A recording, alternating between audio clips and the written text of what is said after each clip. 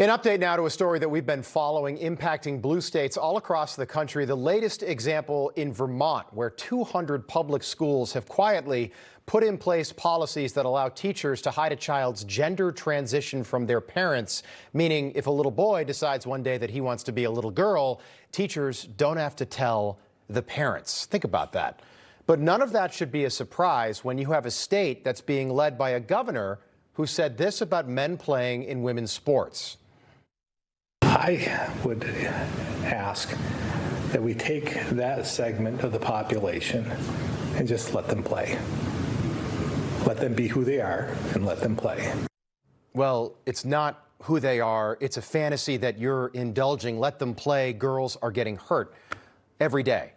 Casey Ryan is the investigative reporter for Defending Education who led this investigation, and Marie Timon is the president of Speak Vermont. She's been fighting for parents' rights for years. It's great to have you both tonight.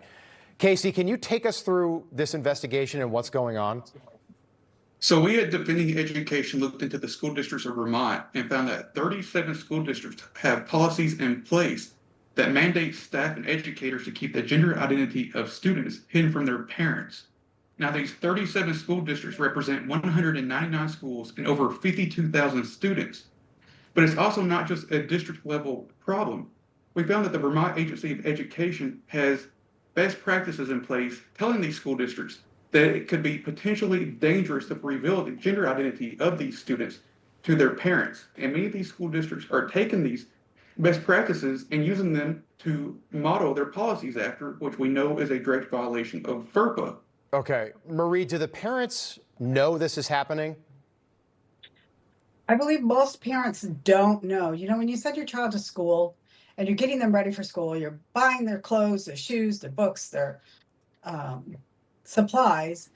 I don't think most parents look at the policies. I mean, I certainly didn't look at policies when I was sending my children to school. So we're bringing more awareness to this.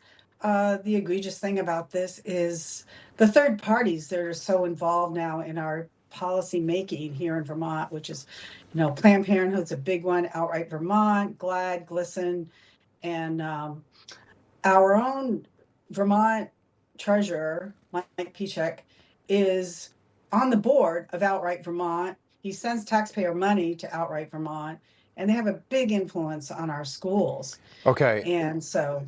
How young, Casey, how young are some of these students that are doing this? So from what we've seen, this can go all the way down to kindergarten and even pre-kindergarten. So you're talking about 4 and 5-year-olds.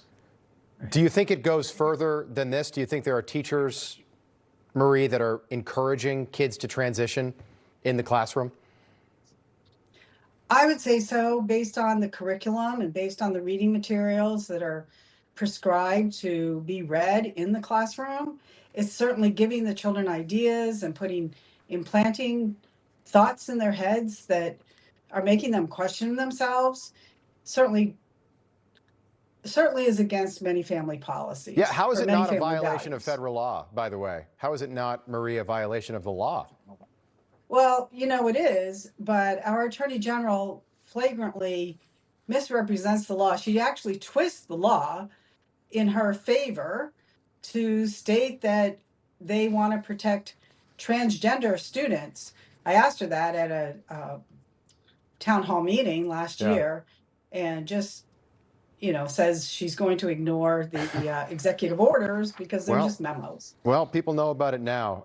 Casey Ryan, good reporting. Marie Timon, thanks so much for being here. We appreciate it. Thank you. Not only Vermont, other states as well. The same thing is happening.